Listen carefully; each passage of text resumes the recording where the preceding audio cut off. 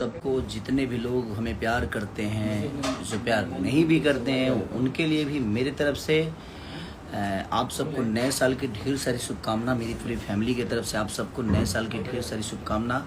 Happy new year. कि आप लोग ऐसे ही प्यार और आशीर्वाद देते रहिए, क्योंकि लगातार जो भी गाने छूट रहे हैं आप सब इतना प्यार और आशीर्वाद भर के दे रहे हैं। जैसे कि अभी मुर्गा हमारा असली और आपके वो वाला नींबू खरबूजा, डबल खिड़की से लेकर जितने भी गाने रिलीज हुए हैं, और आप लोग ऐसे ही प्यार। और आज लाइव आने का कारण भी था कि हमारे कृष्णा बेदर्दी जी, जो कि हम लोग जीवन में दोनों भाई एक दूसरे के साथ, हम कृष्णा जी, महेश परदेसी जी, पवन पांडे जी, हम लोगों का जो संगत है और संबंध है वो शुरुआत से एक दूसरे के साथ है। और आज इनका बर्थडे है, तो इस बर्थडे बॉय को भी मैं दिखा देता हूँ आप सबको। देखिए, नमस्ते सबको हैप्पी न्यू ईयर। और आशीर्वाद आप सब दीजिए कि हम लोग ऐसे ही इनके कलम की जादू